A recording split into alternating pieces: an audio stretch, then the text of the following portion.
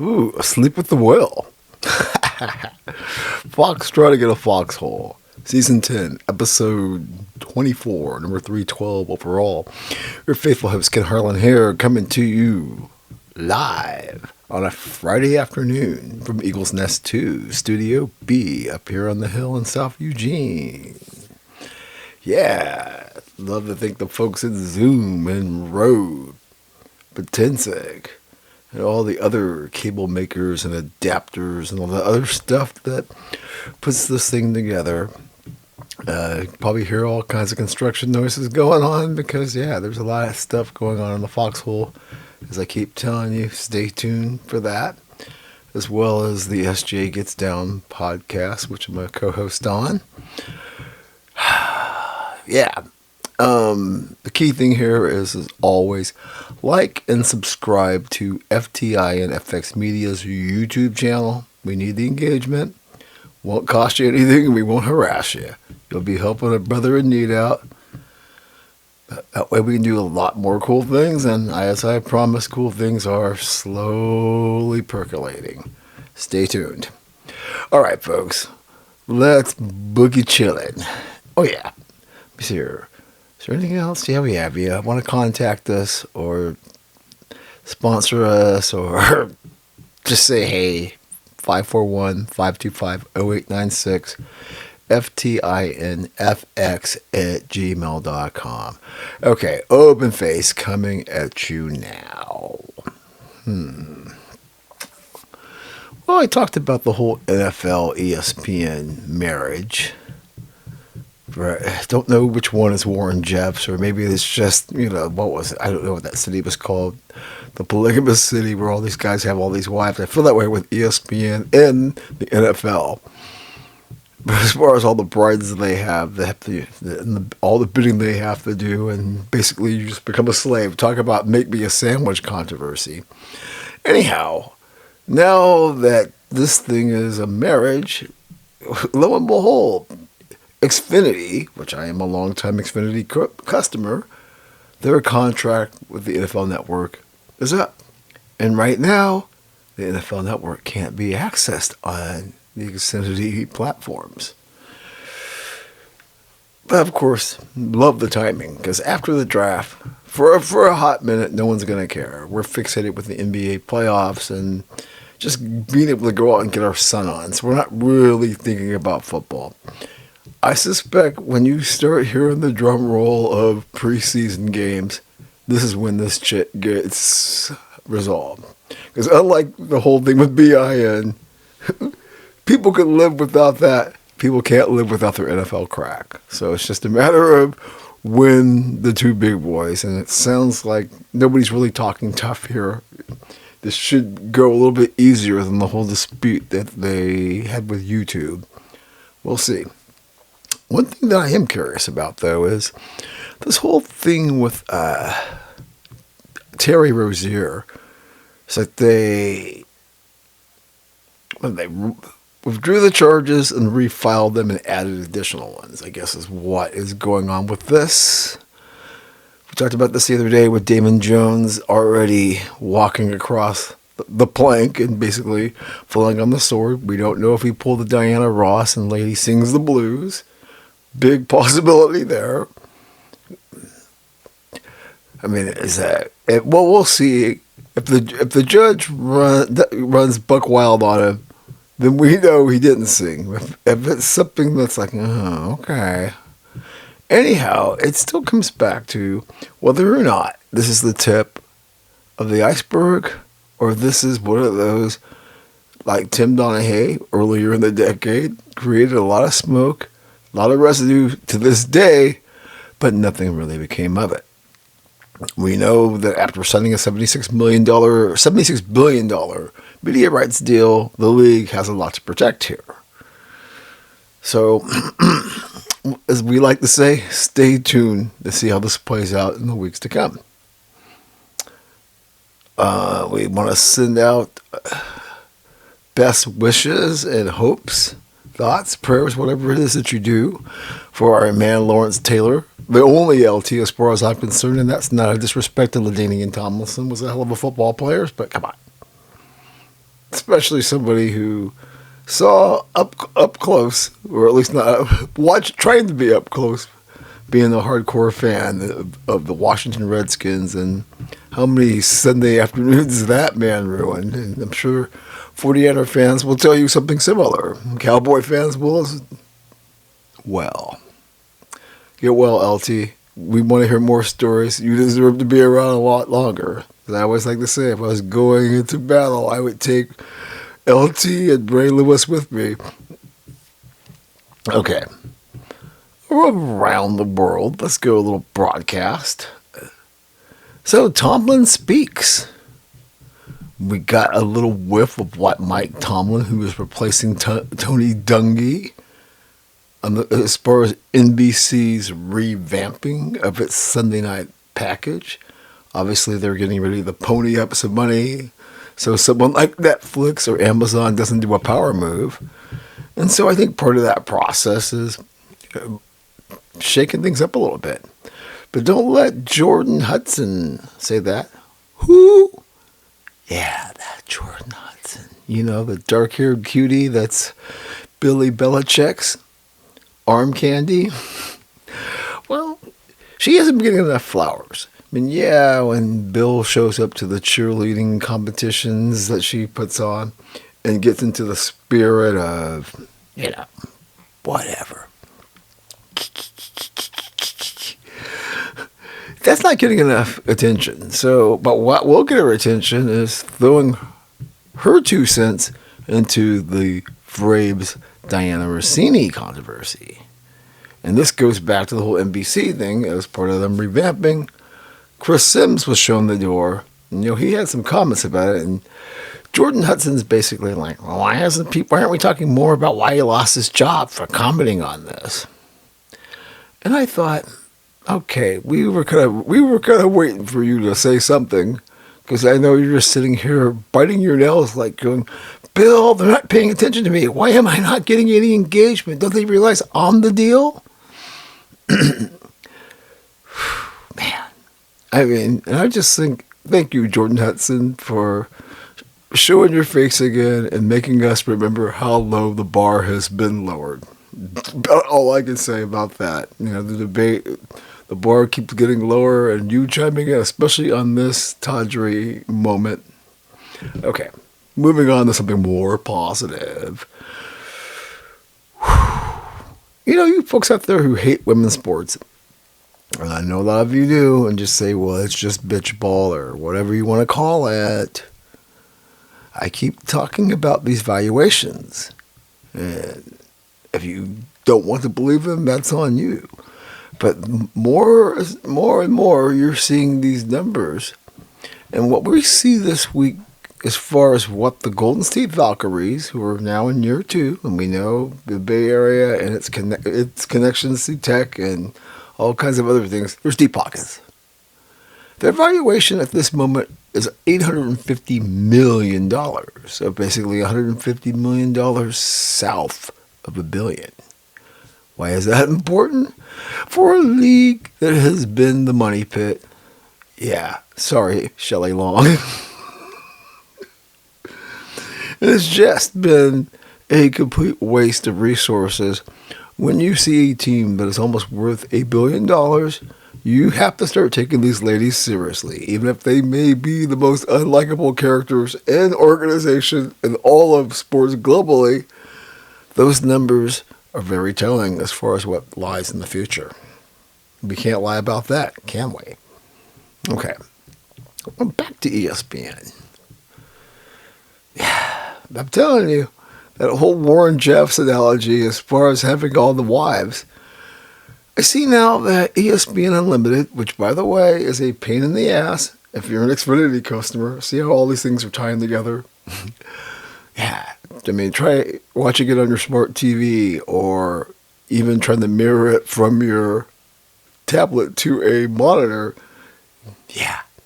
Anyway, ESPN Unlimited is acquiring at least the CW's streaming packages. And I guess that's probably going to cover, I don't know, Do they have a deal with the Pac? They had it with the Pac-2. I don't know if that's carrying over to the Pac-12. I doubt it. Or the reconstituted Pac-12. We'll have to get Alec Ford on here and chat about it, because he seems to be a little bit of an authority about this new conference. Yeah. Anyway, I just sit there and wonder about ESPN. Where's Teddy Roosevelt? Kennesaw Mountain Landis? All these people who took on the big trust and monopolies at the beginning of the 20th century. Where are those kind of people when you need them? When everything is just becoming these big, bloated, and it keeps costing us money, doesn't it? Where am I going now? Well, I would be remiss if I didn't bring up Emmanuel Acho, a very interesting figure in this day and age. Wow. Being on the broadcast team for the friggin' Gans games. This guy who tries to pass himself off as the intellect of, I don't know, the jockocracy, that I'm smarter than you. Of course, obviously, he got knocked down a few pegs getting tied in with the whole Joy Taylor scandal. And boy, I have a few things to say about Joy, but we'll save that for later in the podcast. This is more about this guy who's following for, that was actually the Speakeasy or whatever nonsense it is. Basically, they had a built-in following because they stole all the followers from that terrible show, which delivered us a lot of relief when they canceled the facility. Although, arguably, what's taken its place, this is why I watch Coach JB and Smitty and Whitlock and all these other programs, because it's just, FS1 offers you nothing anymore. Even Collins barely watchable. Anyways, we're getting off the tracks. But dude, the enhanced games, and you know what the enhanced games are, if I have to refresh your memory, this is basically PEDs. There's no rules.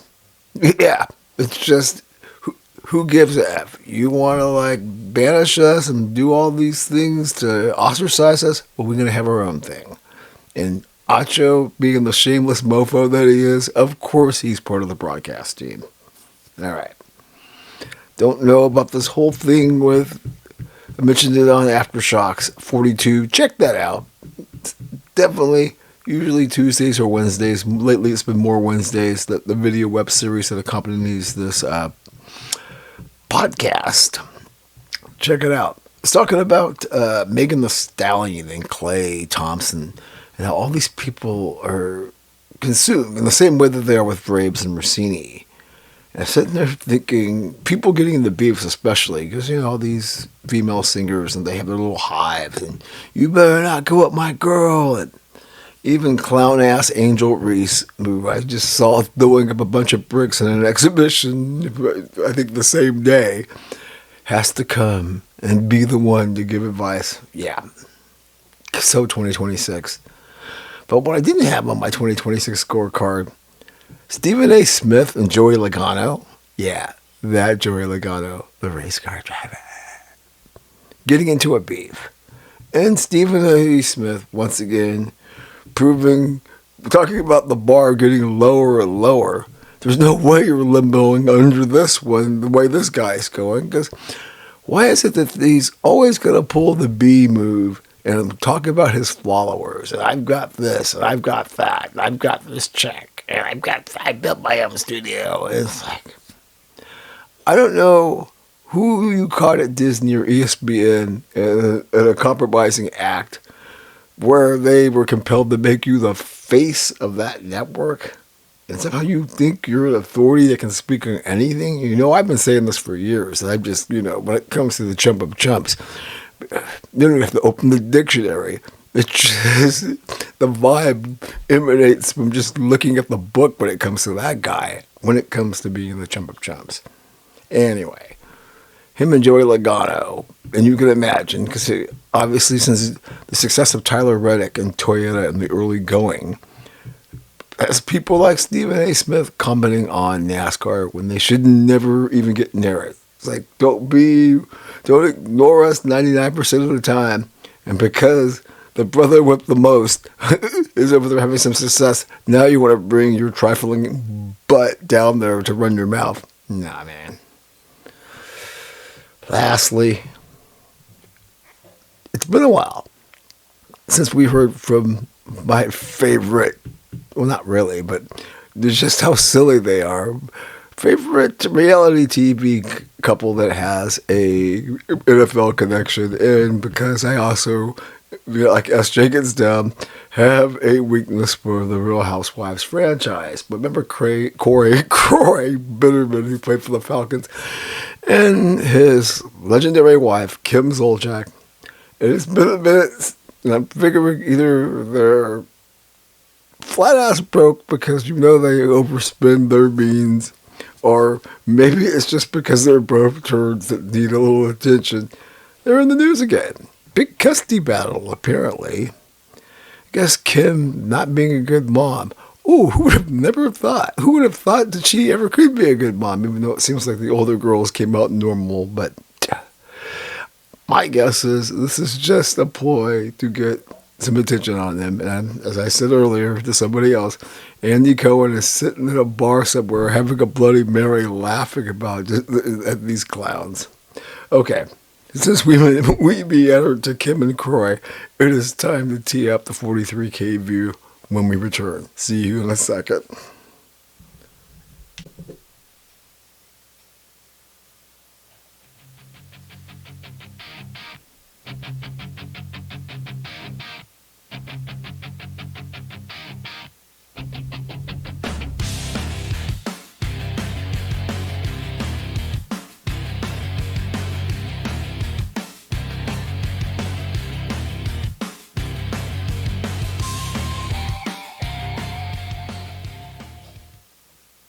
All right, welcome back to the Foxhole. Your faithful host, Ken Harlan here. Ice cold chilling like Kavicha Kvaratskhelia. And Kavicha Kvaratskhelia is truly chilling. But we'll talk about that when we get to the beautiful game live. In the meantime, it is a Friday. Good time of the day to get the homies and homettes, round them up, get our Uber, get our adult beverages, and pack ourselves a tasty sack lunch. Get ourselves to the Eugene Airport, where we're going to smile and use our charm to get through TSA, smiling all along the way until we get to the tarmac, where our beautiful, shimmering Gulfstream G650 awaits us. For what? To get to the cruising altitude of 43,000 feet, where we take the high view over the campuses of America. What's going on campus this week? Well, let's start off with Mr. Baker. Charlie. No, not Charlie Kirk. We ain't going there. And forget about Erica Kirk, too, because she's just getting far too much mileage this week for my liking. No, this is Charlie Baker, the president of the NCAA. I think I mentioned this the other day, but I'm not sure. My brain's kind of foggy on this Friday. He's speaking that he's kind of optimistic that age-based eligibility measures will pass. And we were talking about this the other day. 5 to get you 4 and get the hell out of Dodge. No play until you're 30 kind of shit. No, I played in the NBA, but I want to come back and play because there's money too, so why can't I? He's pretty optimistic this is going to pass, but we keep talking about this every week, and as the weeks move forward, the conversation gets murkier. You think what Mr. Silver is talking about with fixing the lottery is murky. This is even murkier, and I don't know how the hell that's even possible. Anyways, with anything involving this, our ears are to the ground. We hear something, we will definitely comment on it. Maybe even have trimmers if they actually move forward with us. So keep an eye out for more Aftershocks trimmers as we are building this platform into interesting directions. You'll see more of those in the weeks to come. This, I can assure you. Talked about this too the other day. The NCAA making a push for 76 teams. I ran it then. Now we'll just talk a little more about the blowback. The blowback's coming from not only media, but a lot of college basketball fans don't want this. I mean, it's like we're not stupid. I kind of said this the other day, but I guess I'll go a little bit further than now that it's almost an insult to us that they believe, going from 68 to 76, these 8 more teams, there's going to be more Cinderella stories. The cynical public's like, we're going to have a bunch of Auburns that were 5-12 in conference and maybe 500 having a pathway to get in the tournament. And basically, because it's probably going to be all week now, where my original proposition was make it 96 teams and just make March a whole fun thing, right? Forget about the conference championships. Shouldn't be hard to find 96 teams if you're going to do it this way. I mean, there are some people that are in the media that are pushing back as far as, why even people complaining about more basketball. And there's some truth to that. It's just, you're making money. And you're trying to, and I'm fine with it. I just feel there's better ways to go about it. And especially if it's the way the public and many of the folks in the broadcasting circles feel that it's another money grab, well, of course nobody's happy about it. Okay. That I was listening to REM Document the other day, and that song, Consuming McCarthy, was like, it's the sign of the times. It's the sign of the times. And I sat there and thought about that the other day again. When I see that Amazon is signing a deal with Duke to televise 3 of their games. Now, I'm assuming these are probably non-conference games because whoever's got the ACC, which I'm assuming is ESPN, was like, oh, you ain't taking any of our cheddar. But this is just going to be something to keep an eye on, where schools are going to be making their own deals, like Notre Dame is saying, why am I pulling my money here? Even though there's a move to centralize all the media rights deals, schools are looking around, and I would pretty much say at some point, all the non-conference games, which could make them much more attractive as far as opponents if we're not ducking. And that's something that Amazon or Netflix would insist on, I would hope. Can't wait to see where we're going there. We did mention the other day about the whole thing with Brendan Sorsby. I don't know what to believe. I'm going to sit there and let that one marinate a little while longer. I mean, there's all kinds of stuff that's in terms of how the kid got outed and what Cincinnati may have known or what Texas Tech may have known. And the whole vetting process is coming into question. Like, you were going to throw this kid how much money? And nobody looked into that. Maybe this kid's a bad seed. And we don't even know the extent of his gambling. I mean, some of it's out there, but I get the feeling this is going to get a little bit more edgy. But like I said, we need more data as far as this story goes. And you gotta give the powers that be. Boy, they had corralled the talk on that pretty quickly. And yes, it's in the foreground somewhere, but it's not in front of the conversation like it was earlier in the week when we first brought it up in Aftershocks. Yeah. This whole thing with Jameson Williams, as I've always said, you can always find the cockamamie judge. I don't know where this lands and how much ping pong. I just, maybe the judges come down, they get in the huddle in Congress trying to reach all over the place. You come up with something so fools like this can't retroactively try to get their hand in the till. Bro, you're making NFL money, man. Stop saying you're being exploited. Jeez. Sure, agent and your people, I get it. So I'm not chastising you for going down that route, but it's so exhausting, especially when we know you're not going to be starving. And if you're not an idiot, you're going to make some generational wealth playing in the NFL. Okay, let's go on the positive side, shall we? Let's look around the world and see what's going on. Men's baseball, we're getting down there. Obviously, the UCLA streak came to an end, but they're still ranked number 1. Carolina Blue is at 2, and Georgia Tech is 3 as far as the NCAA baseball ratings. There's a lot of people here locally as the Ducks are rated in some of the polls, but Baseball America is giving the Ducks no love, in spite of them actually beating the higher-ranked Beavers. Now, what's up with that? Not giving Oregon some love. Are you just saying because they've never had money since they brought baseball back? Why should I trust them? Let me something to that. Flipping over to the ladies. Gee, what a surprise here. Oklahoma is ranked number 1. Nebraska's 2, and Crimson Tide is 3. Another interesting takeaway coming out of this week. Stanford student athletes raking the school over the coals. And there was a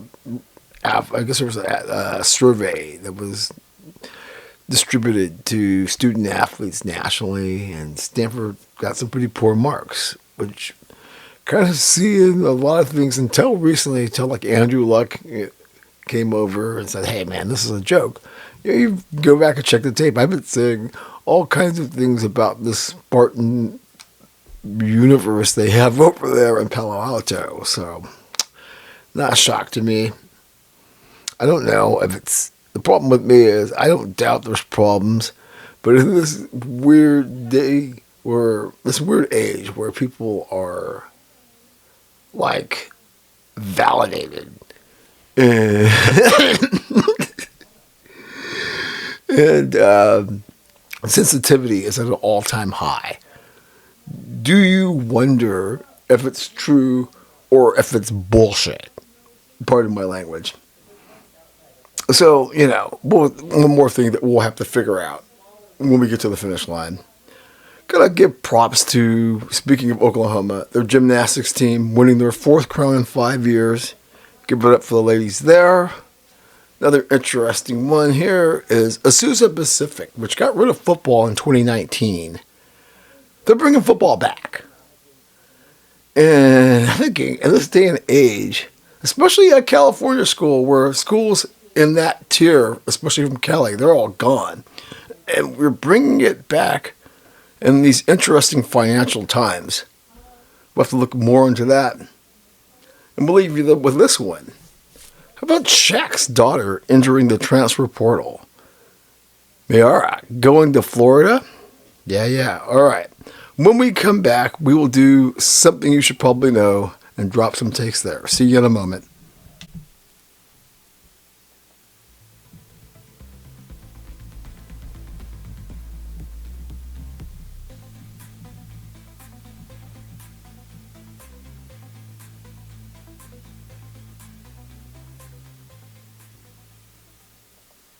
All right, then. Welcome back to the Foxhole. Your faithful host, Kid Harlan here.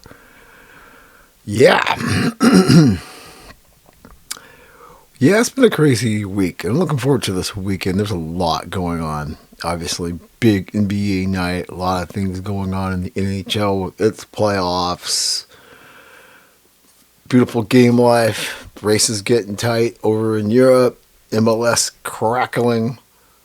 But weekend. Weather's going to probably be good in a lot of places, so get out there and have some fun. And obviously, get your couch time in and get your game time in, because that's what we do and as far as being in the whole sports. Well, if not, casual or hardcore, main thing is get some good air.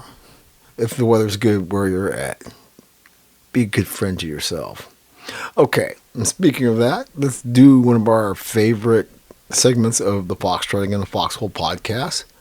Something you should probably know, or things that happened this past week you might want to know or possibly even care about.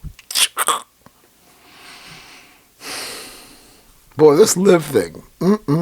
So now, it's official. You have to be heading into Iraq. Didn't know PIF, the Saudi money bags, Big bag of cash, as SJ says. This isn't a big bag of cash. This is like a whole galaxy of cash bags when it comes to them. And you know, when they tell you, you got to get off of our cuff, okay. I mean, these guys have got endless money. But they know, especially with this ongoing war, maybe a little belt tightening or just seeing the reality. This is a joke. These guys are sitting here with their big bags of money walking around. And I love that tough talk that's kind of retreating where someone like David Faraday just goes, I didn't know the extent. Of course not. Maybe he was getting paid and you were all living your best lives. As we said all along. And now the matter is what's going to happen when this thing completely blows up. I mean, I know there was a meeting this week. They're going to try to find some funding and everybody's around the room laughing. Whew, what a mess. I didn't see this one coming. I didn't have this on my 2026 scorecard that Liv would blow up this quickly. Remember all that? Talk about a merger? That's why PGA is like, shh. Hold down. You think the folks at PIF are gonna give a blank about this? Sports washing, huh? Okay. I mean, I thought the ship was sinking. I'm like, damn, it's running aground, and everybody's calling out for their luxury yachts to pick their asses up. Pardon my language.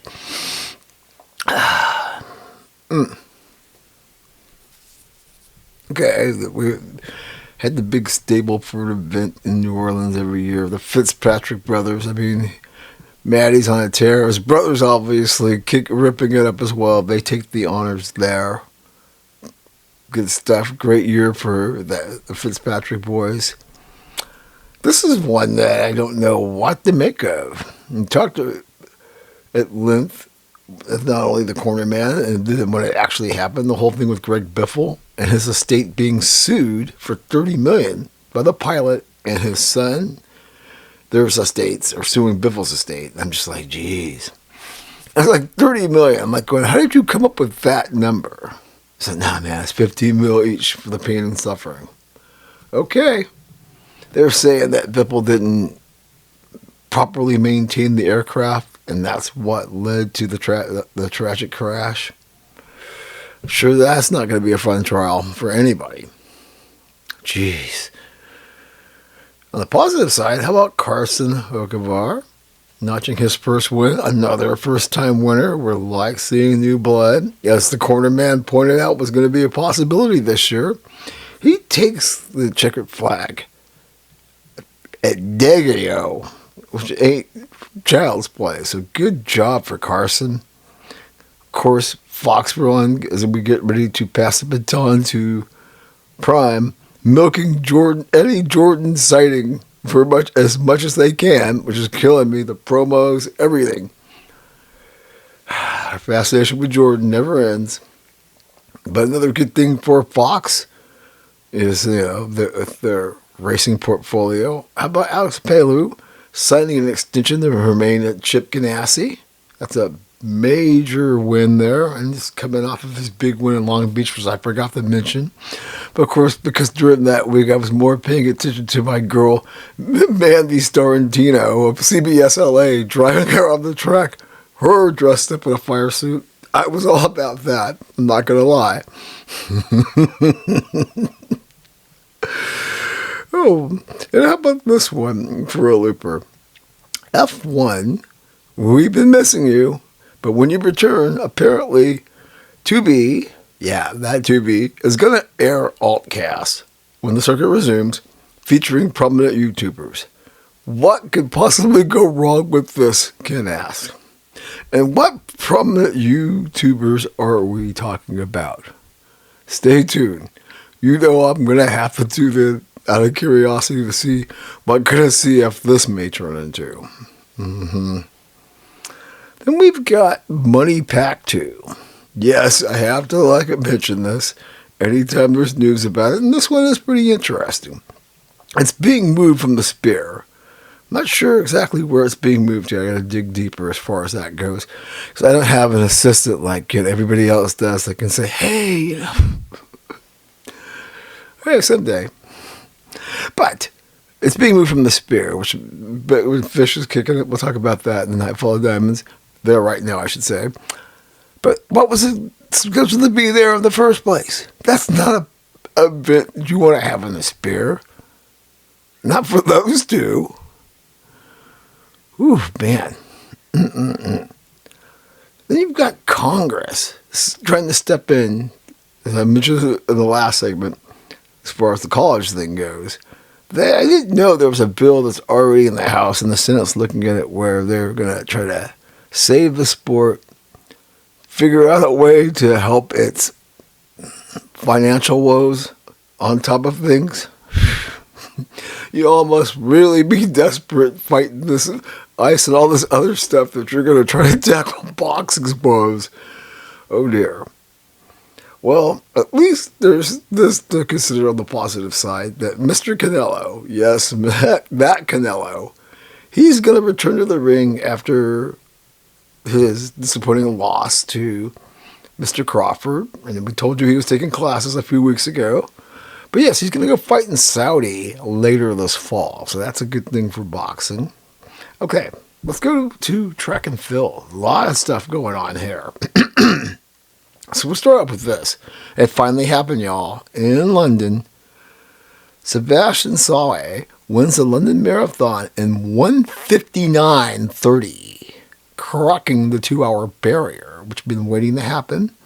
And there's a lot of information in terms of the extensive doping regimen that this guy goes under. So people like me can't say they're suspicious, even though I am extremely suspicious now that his booty smashed the 2-hour barrier by 30 seconds, mind you. But congratulations. As long as there's no stink, hey, this is an incredible thing. Screw the robot breaking the half marathon record. This cat breaking 2 hours should have got more flowers, in my opinion.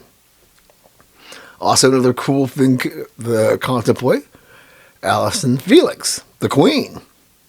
She wants to make a run at 2028. I think she's 40 right now, so I would make her 42 then.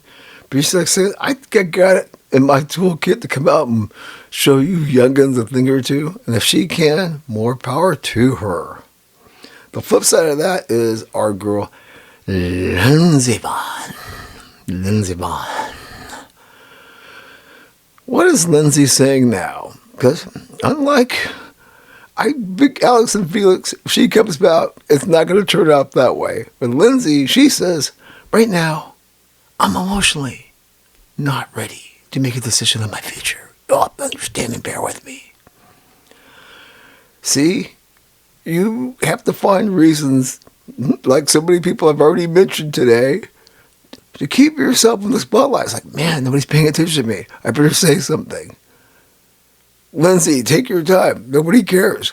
Even if you do want to compete, nobody's going to really care what you're doing again until 2030. if that. All right, folks. When we return, getting too close to the microphone. When we return, boy, do we have a lot to talk about when it comes to the association, and perhaps a little talk about the Queens of the Court too. Not as much as usual, because there's a lot more going on in the association, and this we like. See you in a moment.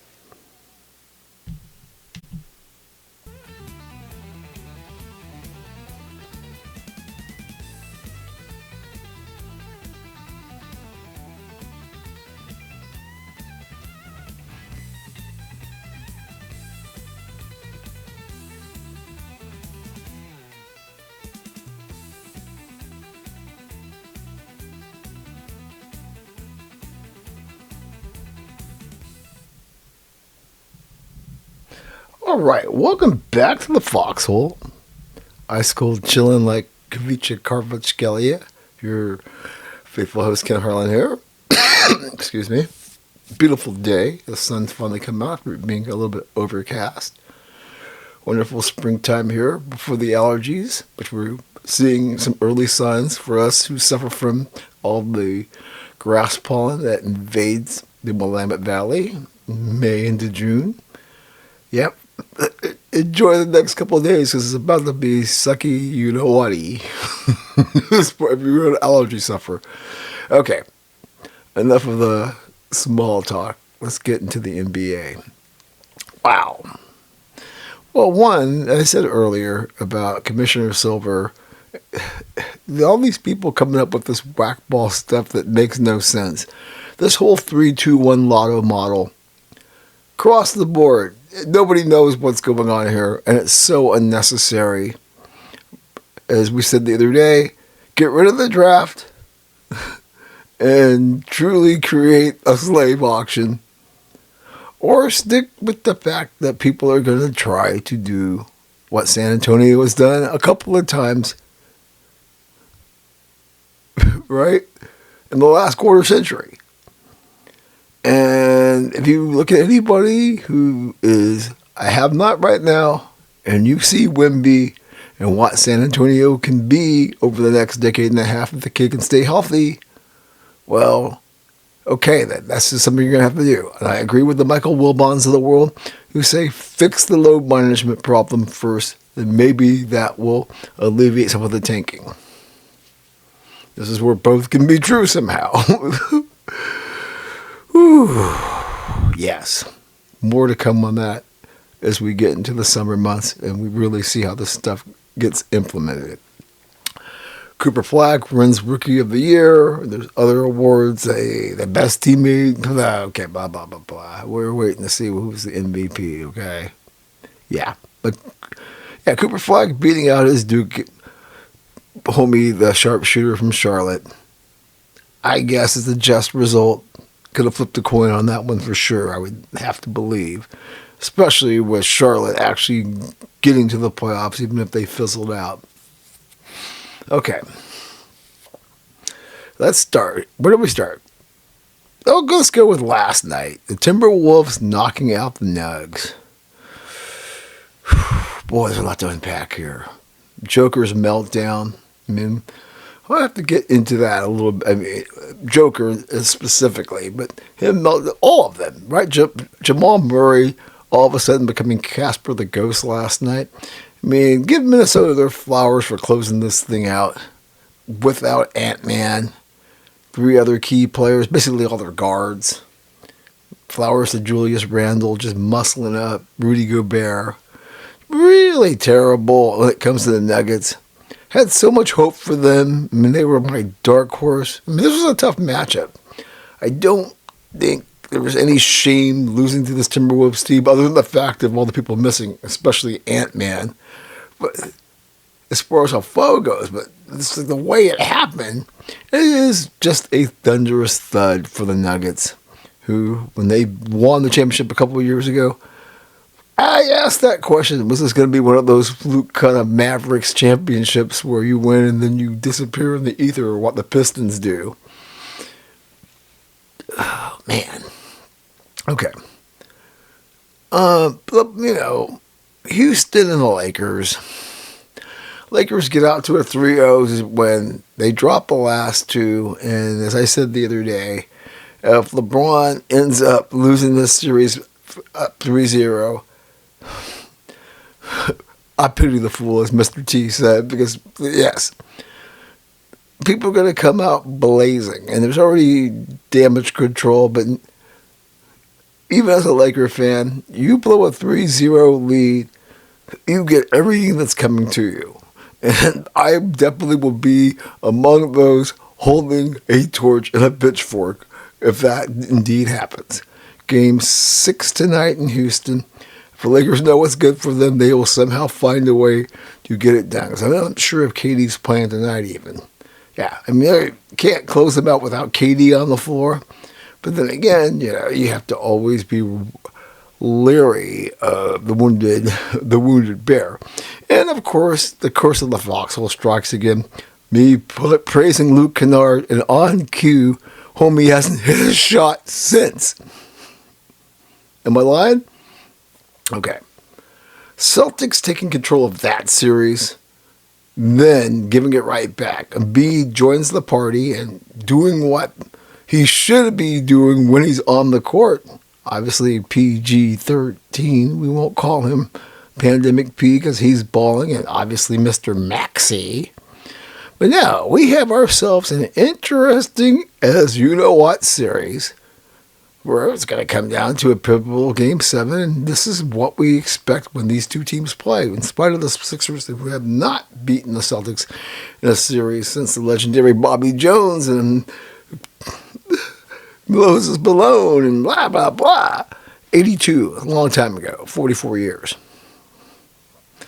Well, as a Laker fan, you could imagine who I'm pulling for there. And I don't like the Sixers, believe me, because I remember fo. But yeah, if I had to pick the lesser of the two evils, you know which way I'm going every time. Can't lie. The Cavs doing what the Cavs do, okay? I talked about this the other day. I don't really need to beat a dead horse too long, other than if they don't get out of this series, oh man. Okay. Thunder sweep the Suns. I'm snoring. Now let's get to last night. Man.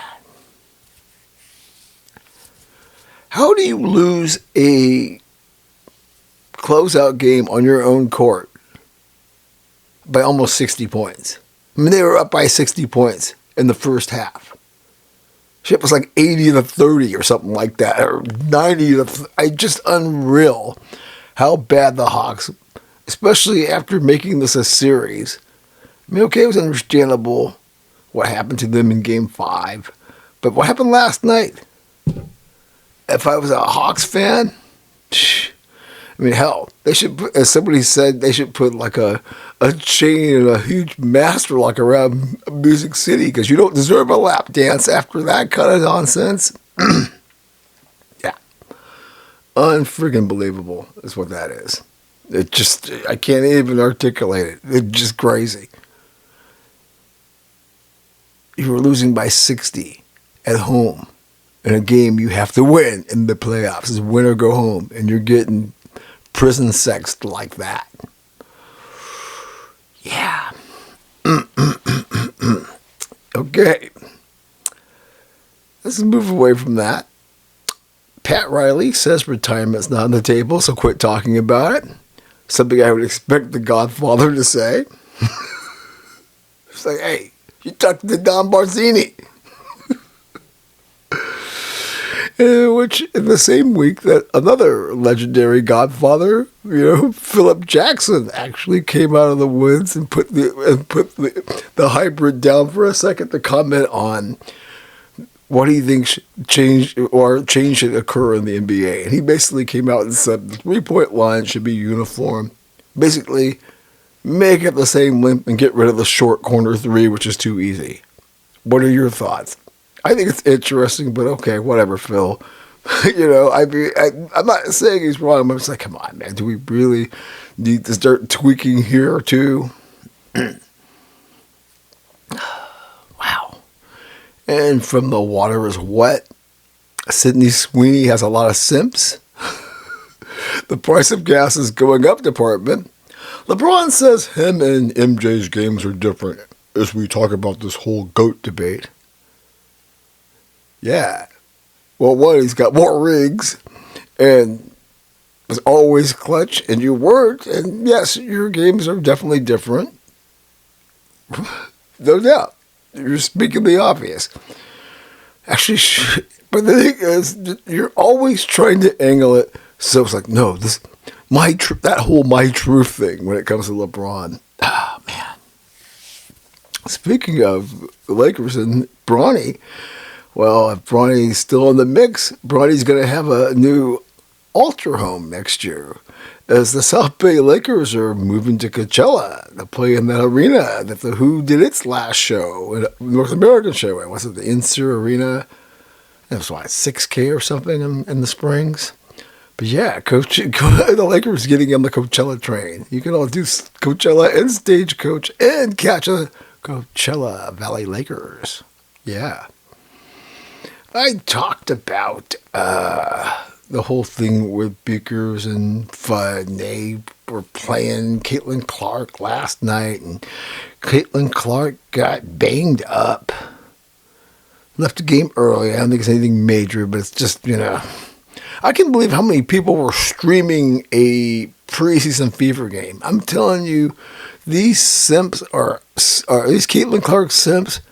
If you don't have a whiff of that, you should, just so you can see this insanity that I talk about every week. There's so many people streaming that game, a who gives a you-know-what game, especially preseason. Place wasn't sold out, even though they tried to say it was, but, I listened to the Ben Daniel Pass podcast where he calls a spade a spade. Yeah. But the thing is, it's crazy when it comes to the Caitlin Clark Sims. I mean, she was like ranked somewhere in the bottom half of the top 10, and her Sims, I'm telling you, you would have thought, you think people got pissed when somebody was shooting at Trump again or celebrating it. You would have thought she was the one that they were targeting at the dinner last week. The way people reacted to her being somewhere in the bottom half of the top 10, you was like, we haven't even played an official minute yet. She was injured last year. Oh no, it's all about the Queen. Okay, folks. Like I said, we're turning and burning. When we return, we will do some Nightfall of Diamonds, because that's how we do up in this. See you momentarily.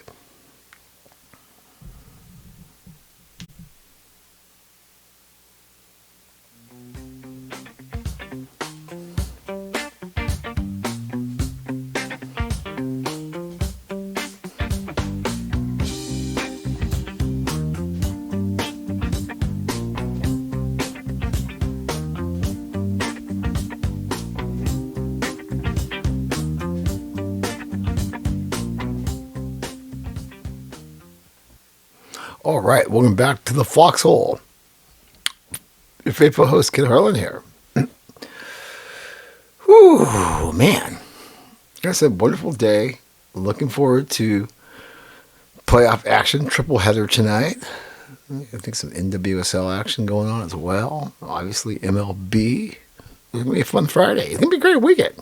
We're going to take some sports in, and who knows, if things work out, maybe we'll try to get a live stream together. Mr. Big and I have been talking about that quite a bit. Anyways, it's that time to get on the hippie bus for a minute. Dark Star crashes. Mirror shatters. Doing the 11 at the Greek. Well, that didn't happen, did it? Well, maybe it did in the afterlives.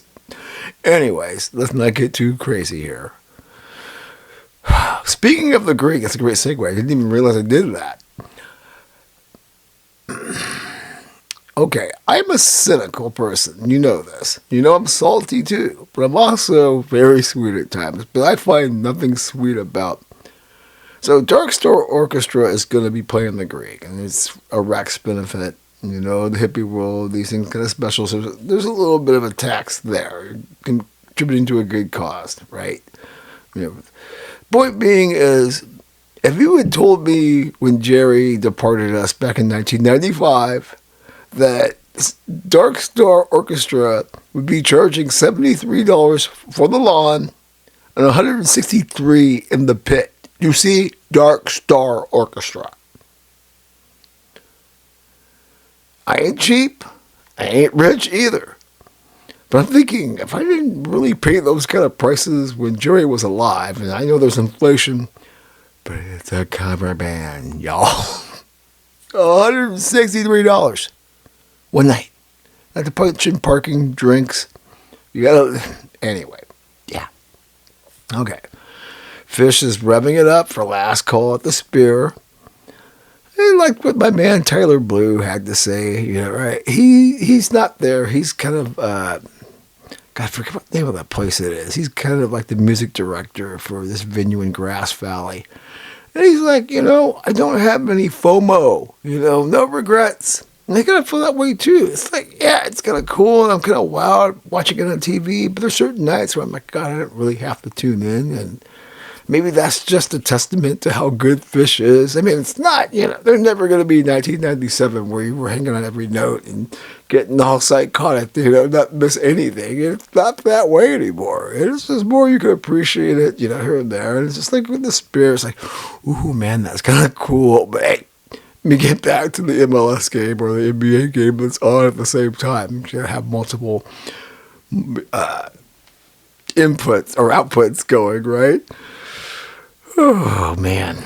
Okay. Is there anything else going on besides the fact that Goose is doing something crazy and Geese and Eggy and Yonder Mountain and the String Dusters?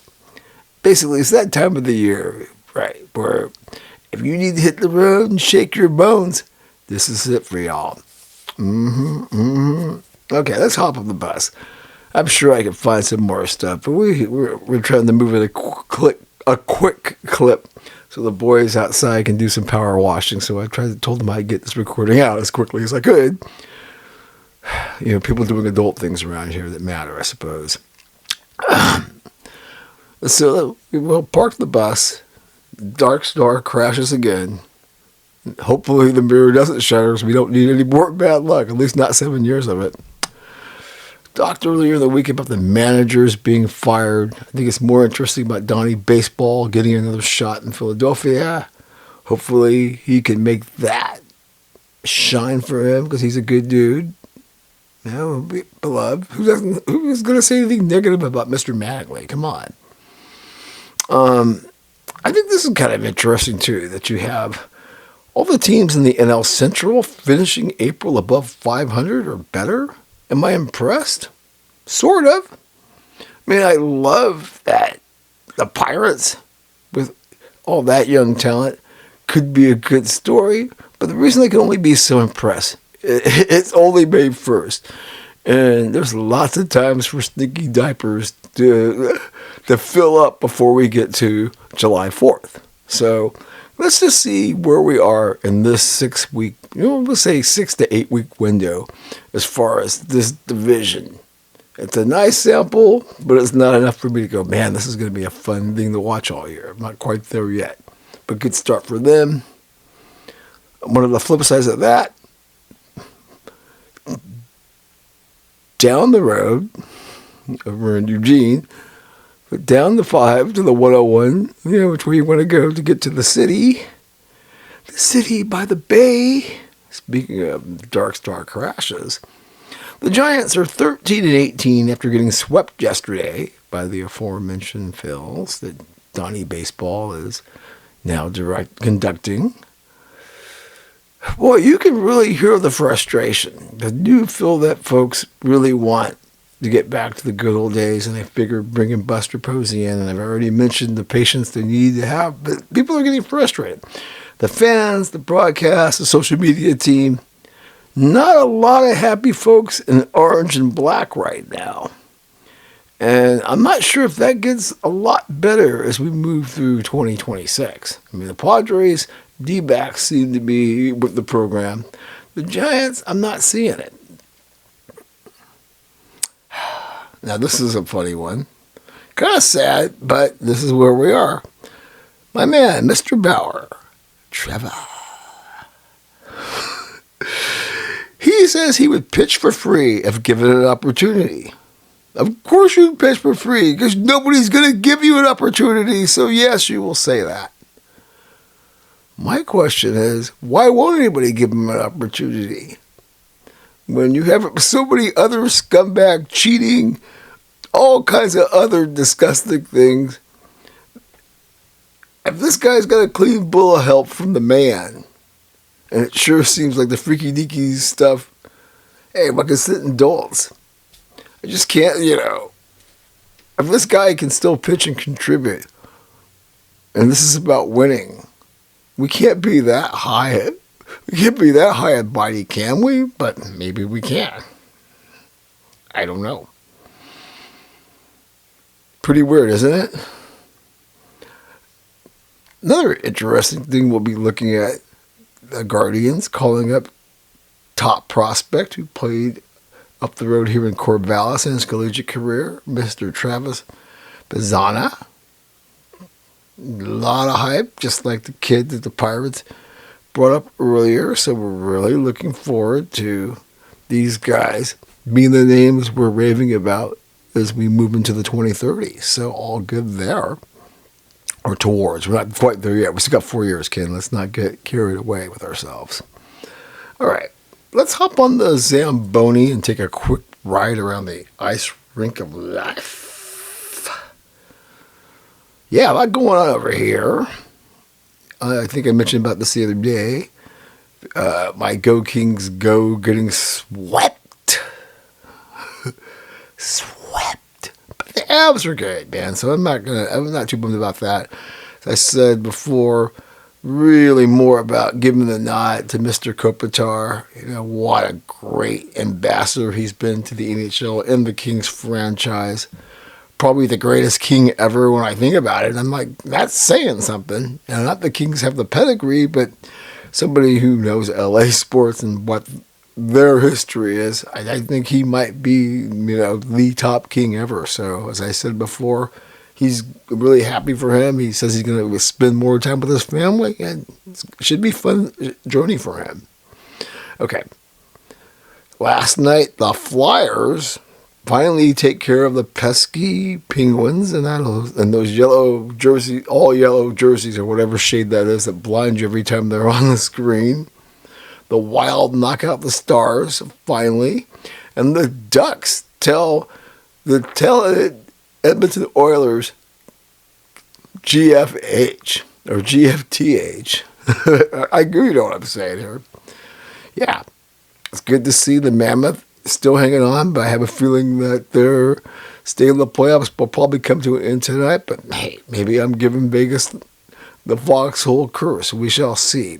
Anyhow, Utah is going to be awarded one of the Winter Series games at 27. It's going to be played at where the Utes play. Was that Eccles and something Stadium? Should be pretty picturesque. Looking forward to seeing how that looks on camera next year. And another good thing for the NHL. Apparently, local viewership is up 51%. Gee, I wonder why. Local viewership. You make the product more accessible to local markets. People will watch. Gee, what a novel concept. Maybe the NBA should think about that as well. And definitely MLS. Just a thought. All right, folks. We're putting the butter on the popcorn, the garlic on the toast. When we return, we will talk some beautiful game live. See you in a second or two.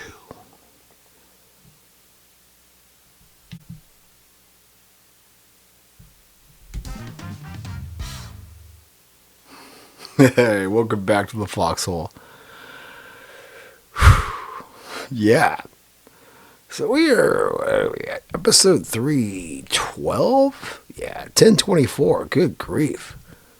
We have really cranked through season 10.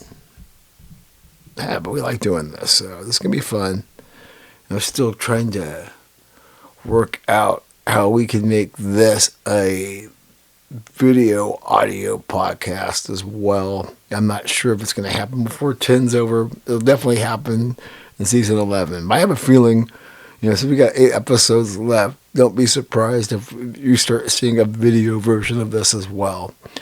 Just gotta work out some kinks in the new workflow, which is kind of fun. All right, let's go pitch side, shall we? A lot to talk about here. Big goings on as far as the football proper universe is concerned. Obviously, the Whitecaps on the move, perhaps. What? Well, because this is one of those funky deals where I guess the city owns BC Palace. And when you get into these kind of things, yeah. I mean, they're like, New York City Football Club having basically being, nomads. But of course, they're owned by deep-pocketed folks that could finally figure out a way to get something built somewhere, in the boroughs of New York, as opposed to this situation out in BC, which is a little bit more complicated. And there are deep-pocketed folks in Vegas who are like saying, yo, man, we ready to run. The Soccer Peanut Gallery's always going to, side with the old school, and I'm with them there. As I've said the other day, Cascadia is something special, going back to the 70s with the Timbers and the Sounders. We hate to see that go. But as I said the other day, these things, when you start talking about stadium deals, when you're dealing with, governments and things like that, it usually doesn't, I don't know. A lot of times it just doesn't go well. We'll leave it at that. But what we can't leave is, yes, it is stirring up a lot of emotions with, the hardcore MLS community.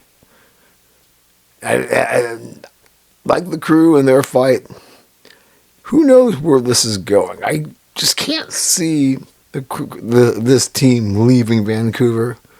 But then again, I never thought I'd see the Raiders leave Oakland twice. So there we go. Or LA for that matter. Jeez. Big UCLA, UCL, not UCLA. Big Champions League match day in Europe. Semifinals. PSG Bayern, I told you about it the other day, one of the greatest matches you'll ever see. We get to have 90 minutes of it. More concerned that Keith Hakimi has a slight tear of his hamstring. Big hit for PSG, especially now that they have to go to the Allianz. You heard what Vincent Kompany said about the fire he wants to see there. He said, hey, if you're going to be, soft, leave your ass at home and give it to somebody who's got the fire. So look forward to that. Arsenal and Atletico Madrid, that played 1-1. That's going to be a big affair. We spoke about this too the other day when they match up with the Emirates midweek. Of course, Mr. Arteta is not happy about the EPL not doing what Ligue 1 has done in several instances, allowing matches to be rescheduled to help the teams. Mark DeSantis is making the same comment in MLS and CCC, CONCACAF Champions Cup, as far as the fixture congestion. You're not doing our representation in these big competitions. You're not doing the league any favors by not letting us, rest and adequately give the best representation. I'm okay with that. I'm okay with that kind of pushback. It makes all the sense in the world to me. And, yeah. I mean, but somebody pushed back and says, I know fixture congestion is real, but come on, bitches. Not all you're going to be playing the World Cup. You're going to have plenty of time to kick your heels up here before too long. I don't necessarily agree with it, but I understand where people who have those sentiments, where they're coming from and why they might say something like that. Yeah. Whew. Okay. Where are we going here? Let's go to the CONCACAF Champions Cup. They're in the semifinals as well. You got Tigres going to Nashville and getting a hard-fought 1-0 win. Bigger takeaway for me, obviously, is LAFC being able to post 2 goals, including one late in stoppage time, to beat Toluca at home 2-1. Going to be really tough for the black and gold in the return fixture when they go to Mexico midweek. I'm pretty sure Nashville ain't going to be able to go down to Tigres after giving away an away goal and come away. But you never know. Maybe I put some mojo on Tigres. We'll see. LAFC Toluca, that's going to be a tough one. And yeah, obviously, the 2 European matchups, jeez. Yeah. I mean, this PSG Bayern rematch, whew, man. Everybody as I said the other day, I'm going to have to probably have a whole supply of Xanax next to me to get through that one. But if you don't have a dog in the fight, I strongly suggest getting your eyeballs on that. Okay. So let's take a look around the world. Oh, and wait a minute. We also had the Open Cup this week. as we're getting down to the nitty gritty, we're down to the final 8. No shockers as far as the lower tier teams being able to get this far. Valiant runs there, but so the USOC, which was, like I said, one of my favorite tournaments in this country, if not period.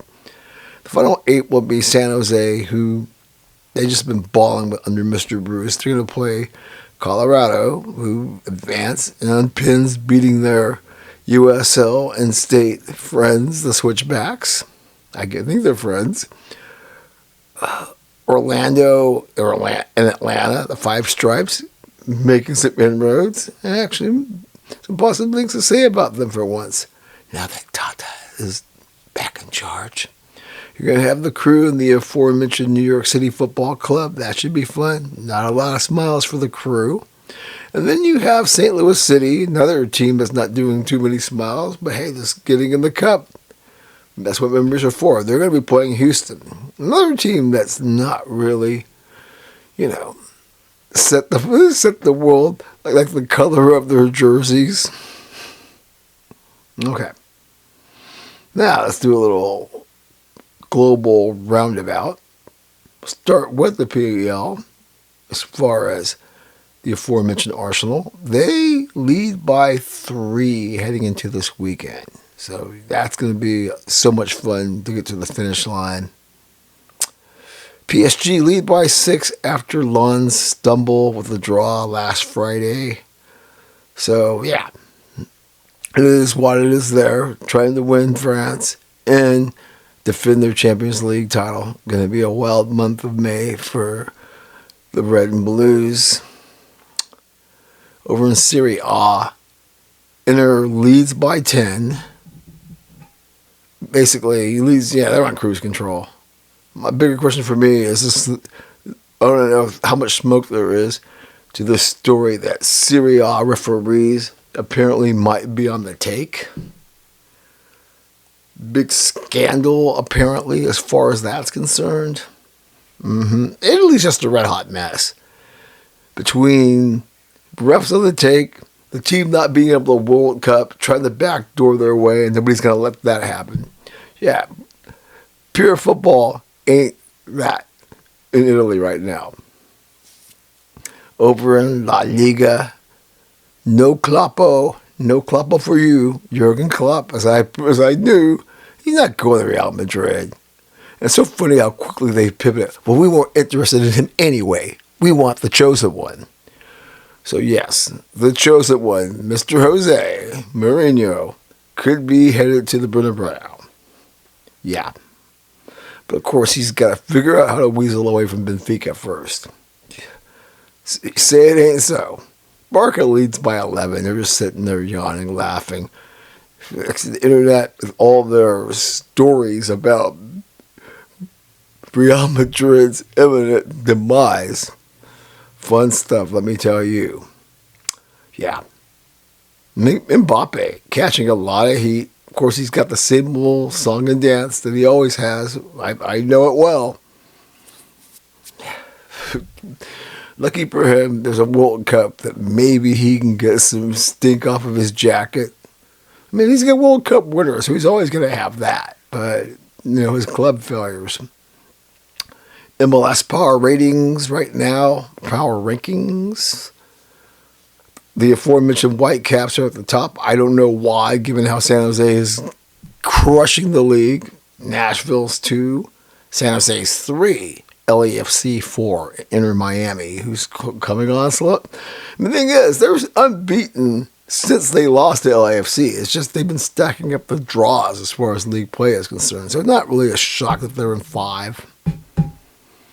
Not so sure what to think about, with the World Cup.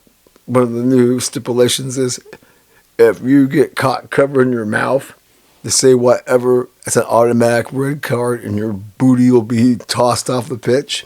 I think it's a little bit extreme, but I get it with some of the shenanigans with the racist insults and other nonsense trying to cover your tracks. So don't do it. They want to make sure all the forensic sleuths out there can read everything you say and read into it. Don't cover your mouth, yo. And Neymar being Neymar, right? At least with Neymar, he keeps it interesting. He somehow stays relevant. I don't know how. Okay. Then you have the NWSL. They have tabled the plan to move to the global calendar until 2031, which I think is really interesting. Because MLS is going to do it, and obviously USL and this pyramid is going to do it as well. But I'm glad the NWSL is taking this pause. Why do you ask that? Or why do you say that? Because I think MLS should have been thinking about this, and they may have regret. The one beautiful thing about not being on the European calendar is you are in a window that's the slow part of the American sports calendar for the most part. And this is where you can get a lot more shine than being in the traditional window, where I think the first half of the season is going to get swallowed up going up against the NFL, college, and it's just a very congested window. I'm not saying being aligned with the global calendar is a bad thing. I just think American soccer is in a weird spot, where it's not dominant like it is in the other cultures. And I felt this window does give them more exposure. I'm glad they're thinking about that, I'm sure. All right. Talked about Mr. Bill coming back to Eugene, taking over Sporting Cascades. Looking to get more information on that soon. All right, folks, we're crackling away. When we return, a closer look coming at you.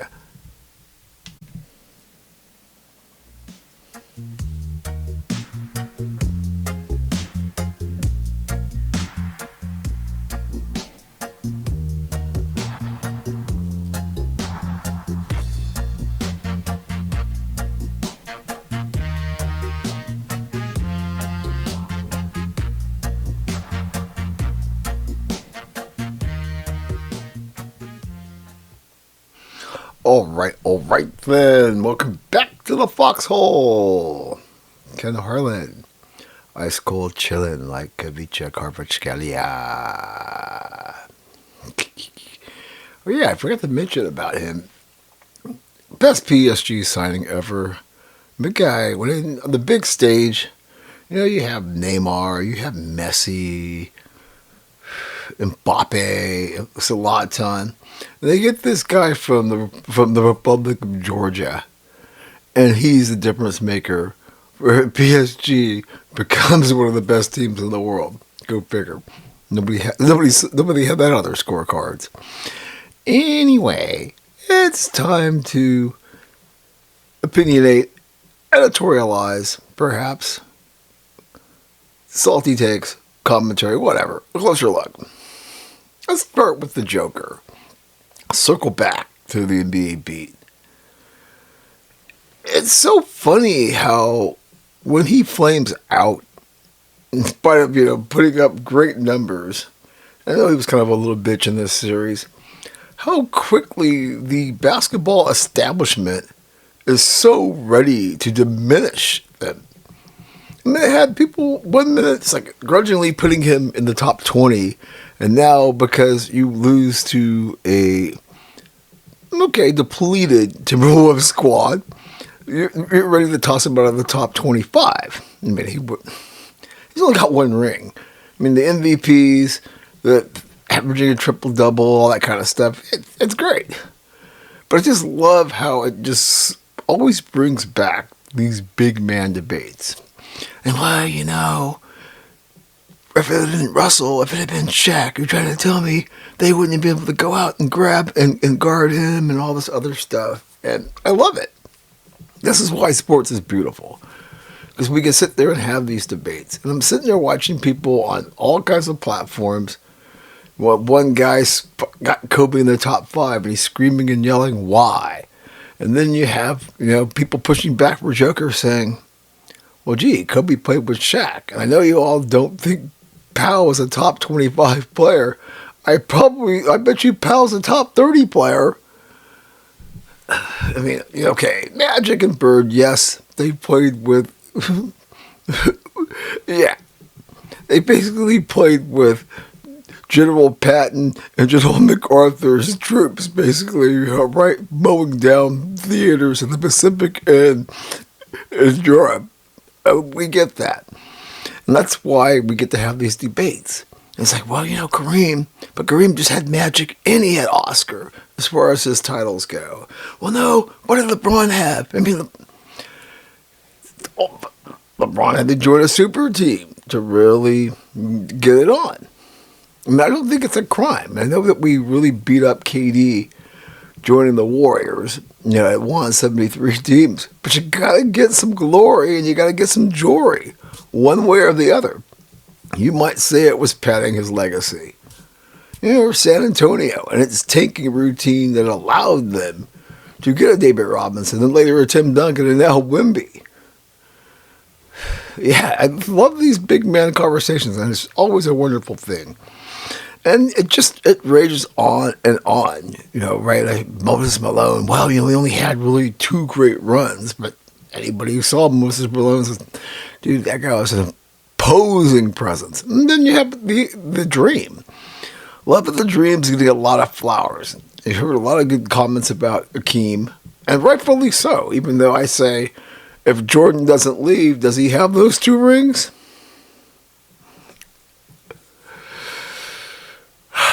Okay, let me move on here. We're going to try to get a couple on this one.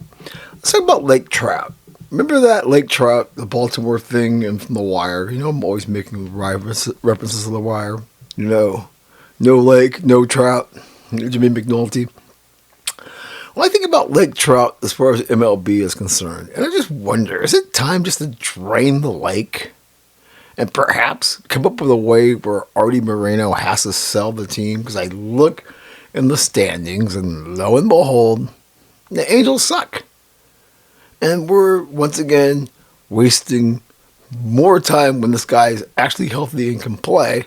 And it's almost like, isn't it probably time just to drain Lake Trout? Cut your losses. And Artie, you should look in the mirror and just say, I ain't getting it done. Now, if you like the paychecks and being an owner and all the cachet that comes with it, which I guess you do, but then again, the team was kind of on the market at one point, why didn't you pull the trigger? Because clearly this ain't for you, or at least what we're seeing right now. Fair to say? Yeah, it's one of those things that I think is a ongoing shame, for this guy who should have been generational. And how do you not find a way when you have Ohtani and him together that you're not better? Right? Why aren't you dragging in people like the Dodgers that have deep pockets? So you could have been the Dodgers. It would have made all of us sick to our stomachs.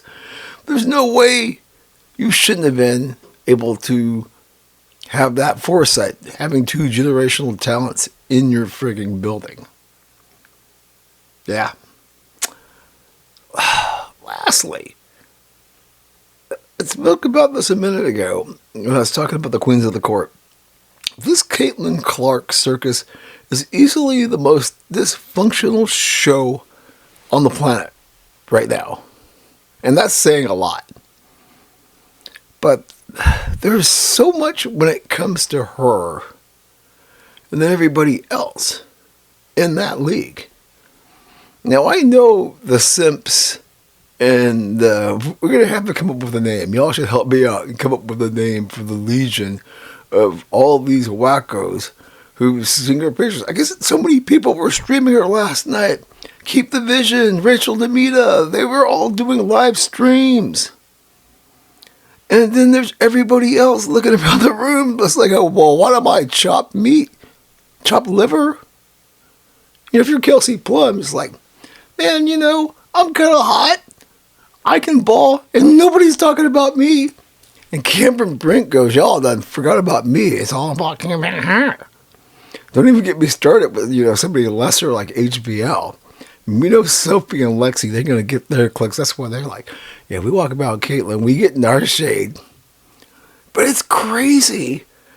This whole thing around her, and I guess she got a couple of calls last night that went her way, that the league's probably going to acknowledge that, hey, we need to protect our cash cow. And the level of hallelujah from all these people streaming and all the people that are commenting on these streams, just like, wow, you don't see this kind of hysteria. Well, maybe Shedeur Sanders and that weird group of Shedeur sexuals try to protect their kings, but the only thing I can think of that's close when it comes to sport and people getting crazy, I mean, not even, the Braun haters versus the Braun sexuals, is as psychotic as this thing you see with Caitlin Clark and their followers. And then, as I always say about this particular league being one of the most unlikable cast of characters, you thought they were bitter and pissed off before. This next wave is going to drive them over the edge. It'll make for good TV, but I'm not sure if I'm Caitlin how much of this I can take. Obviously she likes playing basketball, but it's going to be interesting to see her psyche. That she ends up getting so tired of this and maybe becomes kind of a villain and gets kind of a darker side. Because like right now, she's the girl next door. And we've talked about the weird simp thing there, what that's all about. Hey, I don't need to address that again. But however, it does fascinate me though, in terms of, because with everybody else, she comes to town, everybody's going to be there. Now that they've got money, tickets are going to go up. So you're going to see empty arenas, and they're going to be like, going, see how they do? See how they do? See how they do us? We won't even get into the whole, alphabet mafia component of this, too. Because, the face of the league now, all of a sudden, the face of the league, Aja Wilson, straight. Caitlin Clark, straight. Sabrina, straight. And that's not going over so well. I mean, you've heard Megan Rapinoe just say, I don't like the focus on the straights. It shouldn't be that way. That's not who we are. Well, the people that have the wallets and the simps say otherwise, Megan R. All right, folks. I could go on for hours when it comes to that. When we return, we will do the NFL report in TMCA time and get you out of here on a fabulous Friday. See you momentarily.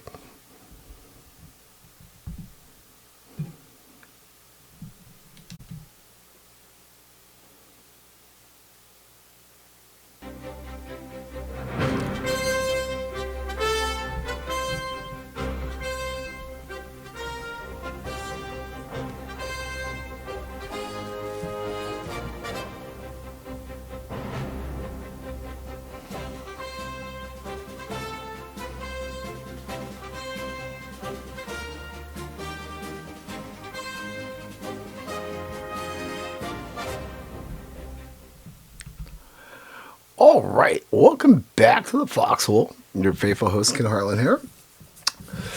Yeah, time for the NFL report. And unfortunately, this is a sad one. This one cuts deep for me. And, folks from my generation, especially if you are a fan of the burgundy and the gold, one of the greatest, maybe not known to a lot of you, but if you were a fan of the Redskins or an NFC person of the 80s into the mid-90s, you remember number 51, Monty Coleman, who went on to do great things coaching at HBCUs. Afterwards, a great inspiration. But he passed away this past week, and he definitely was somebody I always dug watching because he was originally a safety, ran like a 4.4, and turned out to played linebacker his whole career. And there were times when you see him on kickoffs because he had those kind of wills. Great player, great man, definitely be missed. Our condolences go out to his family. Obviously, the Redskin Commander Nation, who's old enough to remember him. I mean, even Joe Gibbs said he was one of the greatest guys that that he coached. Joe Gibbs isn't somebody who's gonna whitewash anything. So anyway, all right, where are we going this week? Let's start off with this one. With the draft behind us, we're moving into the window. Just a quick sidebar, was in between segments. I was reading some of the comments about the NFL Network Xfinity thing, and A lot of folks are not happy right now. And the draft, you didn't miss any of the draft. And so my question now is, are teams already formulating a plan to tank for Arch Manning or Dante Moore? Because obviously those two are going to be, right now, the belle of the ball. We don't know exactly the other folks who are going to emerge to the fog to also be considered, in those top 4 or 5 picks. But you got to think, if these two don't poopy the diaper, they will go pretty high in the 2027 draft. And I have to wonder, are teams looking around the room saying, if you're like, I know it's not in Pittsburgh's DNA, but I wonder, maybe Mike McCarthy's like going, yeah, I know, we're supposed to be going along with the plan of being good enough to make the playoffs, but what if? Yeah, it's going to be interesting to see who positions themselves to have a shot at either one of those guys. This is that they complete the end of the bargain on their end by having good 2026 seasons. We've got the whole thing with Mr. Watson trying to spoil the culture's party, because I spoke in the last segment about the weird thing with Shador, their king, which I don't get, when it comes to the culture. You're all about seeing, men and women get empowered. But as long as it's somebody you want. Yeah, we know Deshaun Watson, there's some stink on that doo-doo. We know this. But the fact is, at one point, he was kind of touted to be on the same plane as Lamar. And with the Sam Darnold redemption story and Mac Jones poised to be another one, it was kind of looking around the room. And if you're Cleveland, especially the money you're paying, and I know Shador has a lot of folks who are crazy about him and his ability to improvise, and there's a certain grit to him, I will concede. It isn't aesthetically pleasing on the eye, but I get this, and I don't understand. It's like, aren't we? You all are always screaming. We all are always screaming about never giving our brother a second chance. Our brother's getting a second chance, and you're like, no, it's because it's not our king. F him, which is crazy. And it's the same thing. It's like, hey, you don't want to elect a woman. I go, what if Condi Rice? Well, I don't want that bitch. It's just when it comes to the culture and who they decide. It's not about that, hey, giving all the voices that need agency and opportunity. It's like, it only matters if it's somebody we endorse, which I think is absolutely ludicrous. But what do I know? I'm just a podcaster in Oregon doing my thing with an opinion or two. I spoke earlier in the week about Mr. Pavia going undrafted. Whole idea of having a huge draft party, being in strip clubs. I know he signs a 3-year deal with Baltimore. It doesn't really mean much. It's going to be curious, because this is another great storyline. And if you're the Ravens, well, I mean, it's talking about that culture losing their mind if somehow this kid ended up playing over Lamar, which wasn't going to happen. So why not? It's another reason to pay attention to the Ravens and maybe take some of the focus off of the new coach and Lamar coming up. So maybe they are smarter than we think as far as signing this guy. The Rodgers CF, it's just giving everyone fatigue. Even those who mine all of this for clicks and engagement have had enough of it. But once again, maybe the Pirates, maybe the Steelers know something we don't. And maybe this is their poker face. But it still wonders, why would you be in the business with this guy at this point? It's like, we can always count on him to drop a little nugget here and there about, hey, how dating Danica was a pain in the butt. But gee whiz, you don't have to be Einstein to know that was going to be a nightmare. Boy, I wonder what that pillow talk must have been like. No, I'm great. No, I'm great. Narcissism on full tilt, baby. Woo, man, or full blast, I mean to say. Probably tilted the machine, though. It's just everybody has fatigue as far as that's concerned. More than enough. Just think about Tomlin being linked to the Patriots' job if the Vultures get their way. He's not. Once he sits down, he's going to be like Cowher and goes, I like this. Y'all giving me money. I kicked Tony Dungy out of the chair. I ain't going back there, especially to get near that franchise and maybe have the internet sleuths come at me like you're coming at Rossini and Braves. Oh, hell no. I mean, the Patriot way. Right? This is just another notch as far as the Braves Rossini thing. I said another notch on the bedpost. But it does give me some great insight to why, Tommy Brady is kind of hands off when it comes to the Patriots. I know he's a part owner of the Raiders, but you just feel, even though they had the statue up there last year, they're sort of like this, it's not even lukewarm as far as his heart towards the team that he won 6 rings with. Speaking of the team that he's associated with, the Las Vegas Raiders, everybody's talking about, look at them, they're going to be a surprise team. I feel they're going to put it together with what they've got going on with the new coach. How many times since they last won it in 1984, beating my Redskins, have we heard this routine? And so I'm just going to break it down real simple.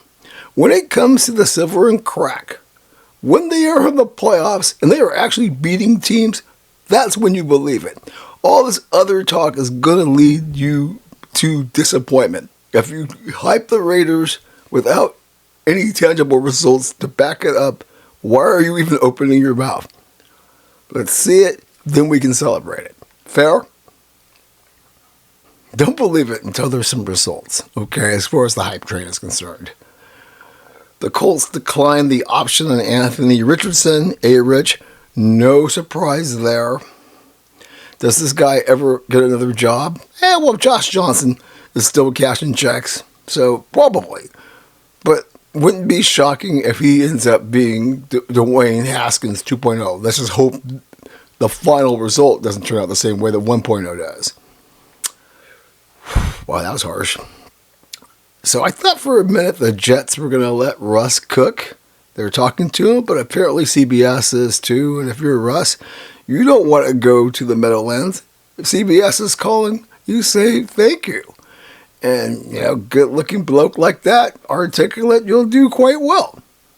Good for you. If that's how it's going to be. But if you want to keep playing, be my guest being Gino's backup. Let me tell you. Another week, the Ayuk madness continues.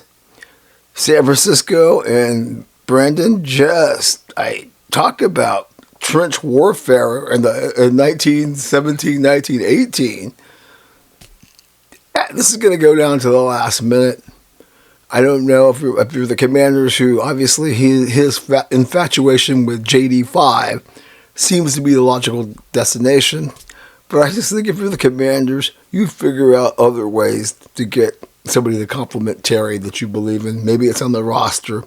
If this falls into your lap, you've seen the pictures of the guy. He's not in football shape, so if they let him go in September, probably on purpose to spite him, he's not going to be of any use to anybody.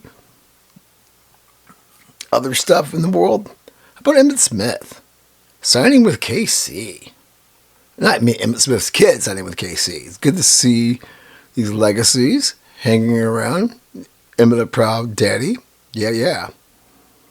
I was talking about the Browns and their quarterback room. I mentioned that they're breaking ground on their stadium today, which is going to be open by 2029, which makes me think about my team. I'm like, when are you going to start with this palace in D.C.? And why do we got to wait for 2031 when the Browns have already got the shovels in the ground? Come on, D.C., get it together. A lot of interesting talk about potential suitors for the Seahawks. Tim Cook and Zuckerberg, possibly Steve Ballmer. So some big-ticketed folks are very interested in purchasing the Seahawks now that they're on the market. Stay tuned there. All right, it's Friday. It's warming up. The trucks from the foundry have just rolled up, so I'm assuming the stainless steel bowls that contain the smelliest of varieties, they're very ripe. on this fine Friday. It's TMCA time in the Foxhole, where we give away these stainless steel bowls of the smelliest varieties that come in complimentary, regular and XL sizes for those whose deeds during the week have earned that distinction, or as we like to say, them being who they be. Consult the Wire, Tommy Carcetti era, as far as where I got the inspiration for TMCA time. Okay, we're going to give 2 XLs to one for Paige and one for Ari. The inseparable couple that say it's none of our business, but the fact that you're a public couple playing on the same team, it's gonna be our business. And to be so arrogant and scold us when it's like, well, really, what? A, who the F are you? B, if it's not about Caitlin Clark, nobody knows anything about you other than, oh, you played at Connecticut, got hurt, and came back, but who cares about you?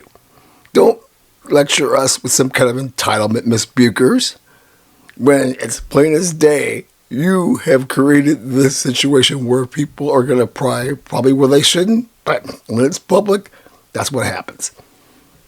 I'm going to get all persnickety. Okay, this is a 4XL for Joy Taylor.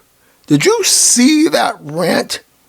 Gee, I hate to say this, but you are a hole that just needs to go back to the brothel. Forgive me for being that misogynist and sexist, but if you see the rant and you see how disgusting she's become, a desperate person who had her hour in the limelight, but it got taken away when FS1 came to its senses and got all of you jamokes off the air.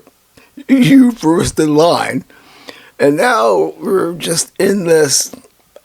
hey, you got to go see the clip. But yeah, that's worth 4 XLs to me. It's just like, really?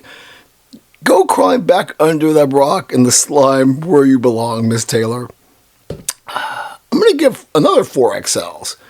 2 for the Hall of Shame and 2 more for the Hall of Shame, because I don't know who these clowns are, but the ones who thought they could save the day for Diana Rossini by manufacturing a bogus story about her saving a dog and an old man, when it turns out she was nowhere near the wreck and had nothing to do with assisting them. Wow, how'd you think that wasn't going to get exposed? Yeah, that's worth 4 XLs easily. I'm going to give 2 XLs to Shiloh Sanders. This whole thing with Mary Kay Cabot, basically because she had the audacity to say that Deshaun Watson should be number 1. He says basically, B, go make me a sandwich, and goes on Coach JB and Smitty and other places, and he's celebrated. You can't get away with saying that. And Dion, you need to lecture your kid. It ain't all about you, folks. And if Deshaun Watson's good enough to be the quarterback, great. I know people got pissed when Mary Kay Cabot started talking about, hey, I'm helping bring women into the space. And that's a whole other argument. I'm fine with the Coach JBs and Whitlocks having that argument. I'm just saying you can be more respectful. Just the fact is, if Deshaun can beat your brother out, deal with it. The bigger question is, why are you not good enough with those genes to be playing on Sunday? Oh, that's right, because you suck. I'm going to give a regular to big Smitty as far as the Coach JB show. Boy, you just get sick of his woke BS. I know they're doing it for engagement and entertainment, but he just comes across as why us old heads look at some of you folks in the younger generations with disdain. I mean, it's almost delusional to listen to this guy, but yeah, we're just going to give him a regular. I'm going to give an XL to RG Clown. It's one thing to sit there and have your wife on. I know she's an athlete, but come on. Right? And you guys try to talk about serious stuff. And it's like you've proven to be an okay analyst, but then you and like guys like Ryan Clark try to give your little woke ass opinions. And it's like, when you say there's not enough coverage about a Fairgate, when that's been burning up pretty much all of the sports media ever since it went down, and Miss Rossini's been taken down more than a trick back in Tijuana, running down Revolution Boulevard. Come on, man. What planet are you on? I'm going to give 2XLs to the TMC clown that was harassing Braves in the airport. I mean, I get you got to get a story, but come on, man. At some point, stop hounding the guy. It's clear he's not going to say anything. Get your snaps and let the man be. I'm going to give 2XLs to the Guardians fan that stole the ball from the little girl and got shamed by the whole world. And bro, it's like the commercial. There's no way you can get away with taking a ball from a little girl. Props to everyone who shamed this clown. Come on, dude. I'm going to give a rare 5XLs. The Wisconsin Brewery Company that celebrates assassinations. I know you know what assassination attempt I'm talking about. One last week. We're not political here. But it's like, don't be celebrating that kind of nonsense. You don't have to like whoever. But that kind of stuff where you're celebrating it, that is such a toxic thing. And we're better than that as a society. Shame on anybody behaving that way. Sorry. I don't care how much you hate this guy or you hate that guy or that woman. Come on. We're better than that. Lastly, I'm going to give 3XLs. And it can be rescinded if people get their jobs back. We're like locally here. Eugene 4J laying off 200 employees. Where's the person on the books to make sure this doesn't happen and taking preventative measures? And this messed up economy, especially being up in this region, putting 200 more people out on the street, we don't need that. That's such a WTF. Boy, I know. I was kind of harshing it there. Well. We have reached the finish line. It's been a lot of fun, as it always is. As I said, keep an eye out for the next Aftershocks early in the week. There might be a stream sometime this weekend. We're working on that. Not this weekend, soon. Keep an eye on interesting developments that are brewing in the Foxhole. The construction sign is definitely up and doing some things. So stay tuned as far as that goes. As always, enjoy yourself some adult beverages. Great food with the people that matter.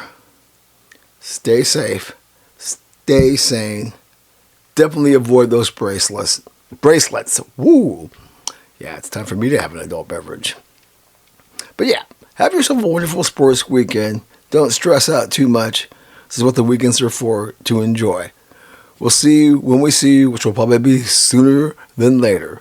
Until then, keep the peace, y'all.